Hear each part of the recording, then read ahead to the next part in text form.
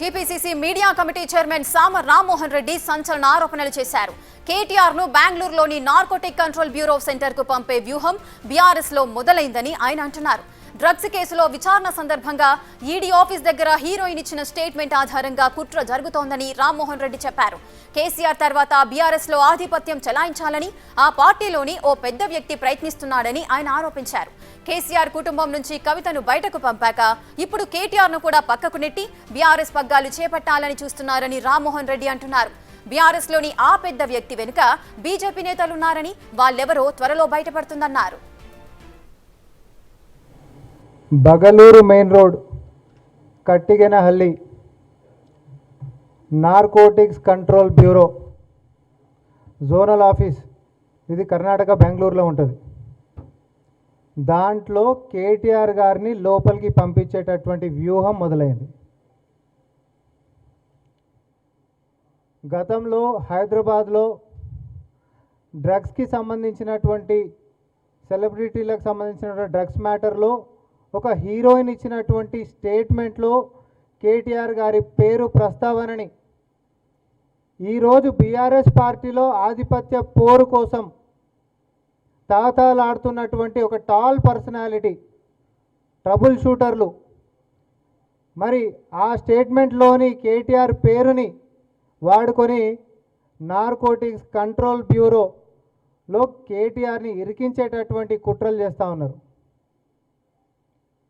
కుటుంబంలో నాకౌట్ మ్యాచ్లో ఒకరు బయటికి వెళ్ళిపోయినరు, ఇంకొకరు మాత్రమే మిగిలిరు కాబట్టి వాళ్ళను కూడా బయటికి పంపించేసేటటువంటి వ్యూహాన్ని ఈరోజు బీఆర్ఎస్ పార్టీలో చాలా జాగ్రత్తగా ముందుకు సాగుతూ ఉన్నారు. అప్పటి కేసులో ఆ స్టేట్మెంట్లో ఉంటున్నటువంటి పేరుతోటి ఎప్పటికైనా భవిష్యత్తులో ఇరకాటంలో పెట్టొచ్చు అనేటటువంటి దురుద్దేశంతో, తద్వారా రాజకీయ లబ్ధి పొంది ఆ పార్టీలో ఆధిపత్యానికి వచ్చి పార్టీ పగ్గాలు చేతబట్టాలనేటటువంటిది నెక్స్ట్ కాంపిటేటర్ అయినటువంటి టాల్ పర్సనాలిటీకి మాత్రమే ఉంటుంది. కాబట్టి ఈ కుట్రల పాపం ప్రపంచానికి తెలియకుండా చేస్తామని చెప్పి అనుకుంటున్నట్టు, కానీ దురదృష్టవశాత్తు అన్ని విషయాలు బయటకు వస్తూనే ఉంటాయి. నాకు తెలిసి ఈ వేదిక మీదకించి మేము చెప్తున్నటువంటి దాంతో కేటీఆర్ గారికి కూడా తెలుస్తుందని మేము అనుకుంటా ఉన్నాం. వాళ్ళకు ఉంటున్నటువంటి అంతర్గత పోరుతోటి రేపొద్దున ఎప్పటికైనా కేటీఆర్ అనేటటువంటి వాడే పార్టీ పగ్గాలు చేతబడతాడు.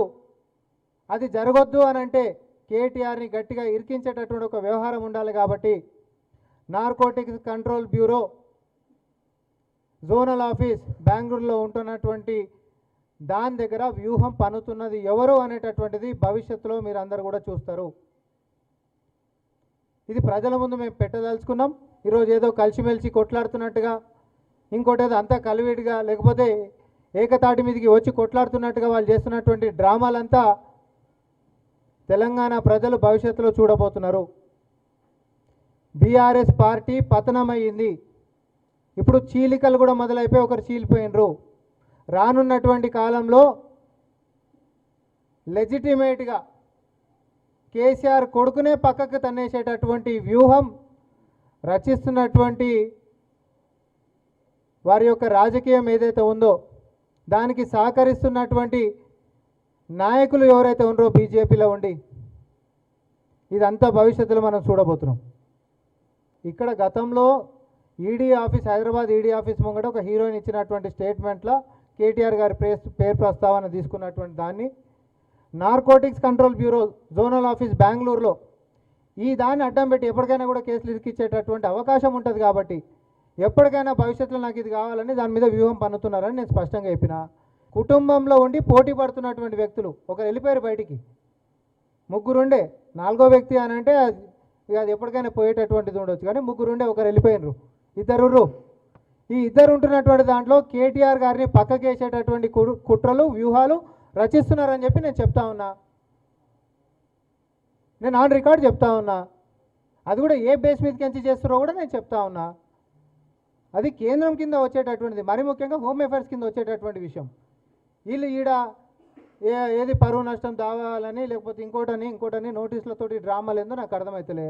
మరి నిజంగానే చిత్తశుద్ధి ఉంటే బీజేపీ దీని మీద లోతుగా విశ్లేషించి దాని మీద ప్రజలకు ముందుకు వచ్చి స్పందించాలి, దాని యొక్క వైఖరి ఏంటిది అనేటటువంటిది. కేటీఆర్ గారిని ఇరకాటంలో పెట్టేటటువంటి కుట్రలు ఆ కుటుంబ సభ్యులే నెక్స్ట్ నాకే కావాలి పగ్గాలని కొట్లాడుతున్నటువంటి వ్యక్తి వ్యూహం రచిస్తుండని చెప్తున్నా. నేను కేటీఆర్ గారు బయటికి వెళ్ళిపోతున్నాను, నేను అనలే. బీజేపీ వాళ్ళు దీని మీద లోతుగా విశ్లేషించి వాళ్ళ యొక్క స్పందన చెప్పాలి. బయట డ్రామాలు వద్దంటున్నా. బండి సంజయ్ గారు హోంశాఖ మంత్రులు, ఆయన కింద ఉంటున్నటువంటిది ఈ శాఖ నేను ఇప్పుడు చెప్పింది నార్కోటిక్స్ కంట్రోల్ బ్యూరో కూడా. ఆయన ఈడ ఉత్తగానే ఆయన నన్ను తిట్టిండు, నేను ఈయన తిట్టినా కాబట్టి ఆయన పరువు నష్టం దావా వేసిండు. ఈ డ్రామాలు అందరూ ఎందుకు? నిజంగానే బీఆర్ఎస్ వాళ్ళని గిట్ట లోపడేసేటటువంటి చిత్తశుద్ధి బీజేపీ గిట్ట ఉంటే ఈ పార్టీకి ఎన్నో అంశాలలో వేయొచ్చు అని చెప్పి నేను అంటున్నా. అయితే అంశం ఎటు లేదు, వాళ్ళిద్దరు కలిసిరు కాబట్టి అది జరుగుతలేదు అనుకోవచ్చు. కానీ కుటుంబ సభ్యులు ఈరోజు పార్టీల ఆధిపత్యం కోసం ఏదైతే కొట్లాట నడుస్తూ ఉందో వాళ్ళు ఈ యొక్క దాన్ని అవకాశంగా తీసుకొని రేపు పొద్దున కేటీఆర్ని ఇరకాటంలో పెట్టేటటువంటి ప్రయత్నము వ్యూహము చాలా ముమ్మరంగా ముందుకు పోతా ఉన్నారని చెప్తా ఉన్నా. నారా లోకేష్ గారు కేటీఆర్ అనేటటువంటి వ్యక్తులు కలిసిరు అనేటట్టు అన్న. బనకచర్ల మీద మనమేమో ఉద్యమం చేస్తుంటే కేంద్రం మీద, వాళ్ళిద్దరేమో సీక్రెట్ మంత్రాలు చేస్తూ ఉన్నారు. ఏం పని నీకు కేటీఆర్ గారు అని చెప్పి మనం అడిగినాం. ఆయన వాళ్ళ యొక్క సంభాషణలల్లో మీరు వ్యాపార లావాదేవీలు మాట్లాడుకుర్రా, లేకపోతే ఒక cement company mining lease ban అయినటువంటి దాన్ని ఎత్తివేసేటటువంటి వ్యాపారాలు మాట్లాడుకుర్రా, లేకపోతే లోపాయకారి ఒప్పందాలు మాట్లాడుకుర్రా, ఏ అంశమైనా సరే మీరు మాట్లాడుకొని మాకు ఇబ్బంది లేదు. ఎందుకంటే లోకేష్ గారు ముఖ్యమంత్రి గారిని పట్టుకొని ఆయన పర్మిషన్ కావాలని మేము మాట్లాడుకోవాలని అన్నారు కాబట్టి అంటున్నాం. భవిష్యత్తులో ఇప్పుడు ఇట్లాంటి కేసులలో రేపొద్దున కేటీఆర్ని ఇరికిచ్చేటటువంటి వ్యూహం రచిస్తున్నప్పుడు కేటీఆర్ గారి పేరు రేపొద్దున మసకబారి కనిపించేటటువంటి తరుణంలో నేను బరాబర్ కలుస్తా 10 సార్లు కలుస్తాను లోకేష్ గారు అన్నారు అనుకోండి, అప్పుడు ఆయన కూడా అంటుందని చెప్పి మేము సూచనలు చేస్తూ ఉన్నాం. మేము ఎందుకు అడ్డం వస్తాం? మాకేం అవసరం? దీని ద్వారా ప్రజలకు మేము చెప్పదలుచుకుంది ఒకటే, ఆ పార్టీ ఇక నిలబడదు. కవిత బయటికి వెళ్ళిపోతే పార్టీ నిర్ణయం ఇది, పార్టీ క్రమశిక్షణ నిర్ణయం ఇది అని కేటీఆర్ గారే చెప్పారు కదా. అయినా సరే నీ చుట్టే ముట్టు కూడా తోవేటోళ్ళు, నీకు పెద్ద బలం లేదనేటటువంటి అంశం నేను చెప్పదలుచుకున్నా. బీఆర్ఎస్ పార్టీకే బలం లేదనేటటువంటి అంశం నేను చెప్పదలుచుకున్నా. ఇదేదో కేటీఆర్ గారిని కాపాడేటటువంటిది కాదు. కేటీఆర్ గారు ఫస్ట్ అవుట్ అవుతారా, హరీష్ రావు గారు ఫస్ట్ అవుట్ అవుతారా, మాకేం సంబంధం? బీఆర్ఎస్ పార్టీ రానున్నటువంటి కాలంలో ఇక్కడ పోటాపోటీ జరుగుతున్నటువంటి తరుణంలో వీళ్ళు ఒకరిని ఒకరు వెనుపోటు ఎవరు ఫస్ట్ తోడుకోవాలనేటటువంటి దాంట్లో ఊరు ఆ పార్టీ నిలబడేటటువంటి పరిస్థితి భవిష్యత్తులో కూడా తెలంగాణలో లేదనేటటువంటి స్పష్టత కాంగ్రెస్ పార్టీ.